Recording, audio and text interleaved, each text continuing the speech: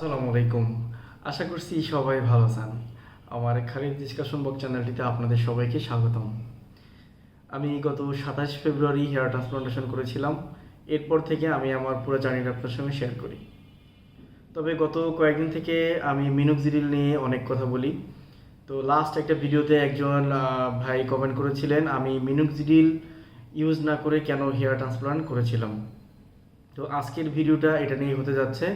Minoxidil ব্যবহার না করে কেন আমি হেয়ার ট্রান্সপ্লান্টেশন করলাম সেটা আপনাদেরকে আমি বলবো। তো শুরু করা যাক আমার এই জার্নিটা। আমি মিনোক্সিডিল ইউজ করেছিলাম 2021 সালে, সেটা আপনাদেরকে আমি বলেছিলাম। ইউজ করার পরে আমি আলহামদুলিল্লাহ অনেক ভালো রেজাল্টও পেয়েছিলাম। তো এরপরে আমার মিনোক্সিডিলটা আমি অফ করে দিয়েছিলাম 5-7 মাস পরেই। এরপর অফ করে দেওয়ার 3-4 মাস পরই হচ্ছে আমার চুল পড়তে শুরু হয়। বেসিক্যালি মিনোক্সিডিল কীভাবে কাজ করে সেটা নিয়ে আমি আপনাদেরকে অনেক ভিডিও দিয়েছি। মিনোক্সিডিল একটা ভ্যাসোডাইলেটর। আমাদের স্ক্যাল্পের যে ভেনগুলো আছে এগুলোকে হচ্ছে আপনার সম্প্রসারিত করে আমাদের যে নিউট্রিশনগুলো আছে সবগুলো যেন প্রপার হতে যায় এবং নতুন চুল গজানোর জন্য সহযোগিতা করে। তো মিনোক্সিডিল অফ করে দেওয়ার ফলে যেটা হয় সেটা হচ্ছে আমাদের এই যে ভ্যাসোডাইলেশন অথবা স্ক্যাল্প অথবা ভেইনকে যে সম্প্রসারিত করা, তখন এটা বন্ধ হয়ে যায়, যার ফলে আমাদের চুল নিউট্রিশনস পায় না এবং আমাদের চুলগুলো আবার পড়তে শুরু হয়। সেমভাবে আমারও এটাই হয়েছিল। আমি যখন হচ্ছে মিনোক্সিডিলটা অফ করে দিয়েছিলাম তখন আমার 3-4 মাস পর থেকে আবার চুল পড়তে শুরু হয়। ইভেন ওই সময়টায় আমি এটা খুব বেশি নোটিস করি নাই, যেহেতু আমার চুলটা নর্মালি হয়ে গিয়েছিল মিনোক্সিডিল ইউজ করার পর। তো হঠাৎ করেই আবার দেখা যায় আমার চুল অনেক বেশি পড়তে শুরু হয়। এরপর আমি আবারও মিনোক্সিডিল ইউজ শুরু করেছিলাম। ইউজ করার পরে আমি তখন দেখলাম যে আমার চুল পড়াটাকে আমি খুব একটা কন্ট্রোল করতে পারি নাই। আর ওই সময় আমি অন্য একটা ইস্যু নিয়ে খুব একটু টেনশনে ছিলাম। তো হেয়ার নিয়ে আমি তেমন একটা টাইম দিতে পারতেছিলাম না, যার ফলে মিনোক্সিডিলটাও আমি আর তেমন ইউজও করি নাই। মাঝে মাঝে ইউজ করতাম, বাট মিনোক্সিডিলটা এভাবে ইউজ করলে তেমন একটা রেজাল্ট পাওয়া যায় না। তো এর ফলে আমি তখন মিনোক্সিডিলের আর রেজাল্টও পাই নাই এবং একটা সময় পর আমি মিনোক্সিডিলটা ইউজ করা বন্ধ করে দিয়েছিলাম। বাট মিনোক্সিডিলটা যদি আমি ইউজ করতাম কন্টিনিউয়াসলি শুরু থেকে, তাহলে আমার যে চুল হয়েছিল আলহামদুলিল্লাহ সেই চুলগুলো আমি ধরে রাখতে পারতাম।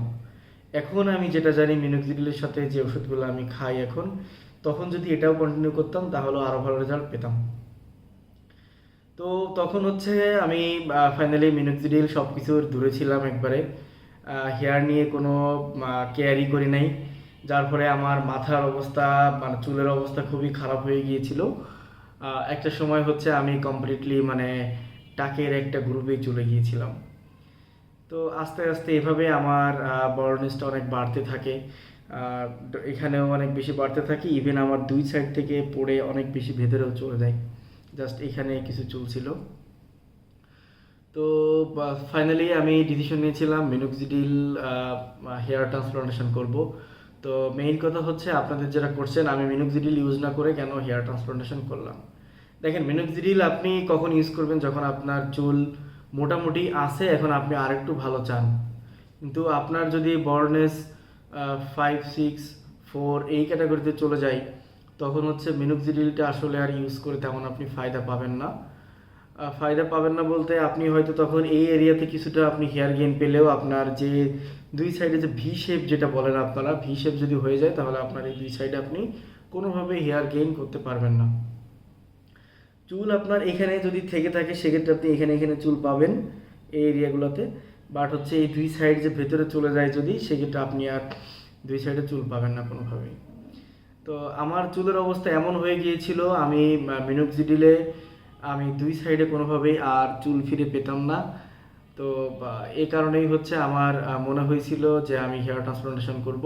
ইভেন আপনি যদি ভি শেপ হয়ে যায় অথবা আপনার 2 সাইড থেকে অনেক বেশি ভেতরে চলে যায়, সেক্ষেত্রে আপনারও মিনোক্সিডিলে কোনোভাবেই এই সাইডগুলা গ্যাপ ফিল আপ হবে না। এমনকি আপনার যে ক্রাউন এরিয়া আমরা যেটা বলি, সেখানেও মিনোক্সিডিল অনেক স্লো কাজ করে। ইভেন হচ্ছে হেয়ার ট্রান্সপ্লান্টেশন করার পরেও ক্রাউন এরিয়াতে অনেক স্লো হেয়ারটা গেইন হয়। যদি আপনি অনেক বেশি গ্রাফটিং করেন, চুল আসবে, সময় লাগবে, বাট চুল আসবে। ক্রাউন এরিয়াতে হেয়ারটা গেইন একটু স্লো হয়। তো তো ফাইনালি আমি হেয়ার ট্রান্সপ্লান্টেশন করেছিলাম। ইভেন এমন না যে এখনও আমি মিনোক্সিডিল ইউজ করি না, আমি এখনও মিনোক্সিডিল ইউজ করতেছি। আপনাদের সব ভিডিওতেই আমি বলি আমি মোরেফ ইউজ করতেছি। মোরেফ ইউজ করার কারণে অনেকে বলে থাকেন যে হেয়ার ট্রান্সপ্লান্টেশন করার পরেও কেন মোরেফ ইউজ করি। কারণ হচ্ছে বা হেয়ার ট্রান্সপ্লান্টেশন করলেই যে আমার পুরা মাথার হেয়ার আমি ট্রান্সপ্লান্ট করেছি এমন কিন্তু না। আমি জাস্ট করেছি আমার ফ্রন্ট এরিয়াতে এবং ক্রাউন এরিয়াতে। তো আমার যে এই এরিয়াগুলো আছে এখানেও আমার হেয়ার গেইন দরকার। এমনকি আমি যেখানে হেয়ার ট্রান্সপ্লান্টেশন করেছি ওই জায়গাগুলোতেও আমার হেয়ারগুলো ভালো ডেভেলপ হওয়ার জন্যই বেসিক্যালি আমি মোরেফটা ইউজ করি। সঙ্গে আমি হচ্ছে আপনার অ্যাটোস ট্যাবলেটটাও খাই। এমনকি আমি হচ্ছে একটা ক্যালসিয়াম ট্যাবলেটও খাই, কোরাল ক্যাল ডি ট্যাবলেট। এই ট্যাবলেটটা হচ্ছে আমি খাই কারণ হচ্ছে চুলের গ্রোথের জন্য, চুলের ভালো নিউট্রিশনসের জন্য, তারপর ক্যালসিয়াম এবং ভিটামিন D3 ডেফিসিয়েন্সি দূর করার জন্য এই মেডিসিনসগুলোর দরকার হয়। তো শুধু হেয়ার ট্রান্সপ্লান্টেশন করে রেখে দিলেই যে চুলের গ্রোথ অনেক বেশি ভালো হবে এমন কিন্তু না। পাশাপাশি কিছু সাপ্লিমেন্ট এমনকি মিনোক্সিডিল এগুলোও ইউজ করা লাগে। আর হেয়ার ট্রান্সপ্লান্টেশন করার পরে আমরা যতই ভালো জায়গা থেকেই করি না কেন, প্রপার কেয়ার না করলে কোনোভাবেই আপনি একটা ভালো রেজাল্ট পাবেন না। হেয়ার ট্রান্সপ্লান্টেশন করার পরেও আপনার একটা ভালো কেয়ার করা লাগে। এটা নিয়ে আমি বিস্তারিত অন্য একটা ভিডিওতে বলবো। তো বেসিক্যালি আজকের ভিডিও এটাই ছিল যে আমি কেন মিনোক্সিডিল ব্যবহার না করে হেয়ার ট্রান্সপ্লান্টেশনে মুভ করেছিলাম। তো হেয়ার ট্রান্সপ্লান্টেশন করা যদি আপনাদের লাগে আগেই করে নেবেন। আপনার গ্রেড 7 বর্ডনেসে যদি চলে যায় অথবা 6-এ চলে যায় তখন হেয়ার ট্রান্সপ্লান্টেশন করাটা অনেক বেশি ডিফিকাল্ট। এমনকি হচ্ছে আপনার ডোনার এরিয়ার পরেও একটা বড় ইম্প্যাক্ট পড়ে তখন। ভালো থাকবেন সবাই, আমার জন্য দোয়া করবেন। আমার ভিডিওগুলো যদি আপনাদের একটু উপকার হয়ে থাকে অবশ্যই আমার চ্যানেলটিকে সাবস্ক্রিপশন করে রাখবেন। আর যদি মনে করেন এই ভিডিওটা অন্য কাউকে শেয়ার করলে তাদেরও উপকার হবে অবশ্যই শেয়ার করে দিবেন। আমার ভিডিও ভালো না লেগে থাকলে অবশ্যই ডিসলাইক অপশানে ক্লিক করবেন আর কমেন্ট করে অবশ্যই জানাতে ভুলবেন না নেক্সট কোন ভিডিওটা দিলে আপনাদের উপকার হবে। এবং এই ভিডিওতে যদি কোনো ইনফরমেশন গ্যাপ থেকে থাকে সেটা আপনাদেরকে কমেন্ট করে জানাবেন। আমি সব সময় আপনাদের সব কমেন্টে রিপ্লাই দেওয়ার চেষ্টা করি। আল্লাহ হাফেজ, আসসালামু আলাইকুম।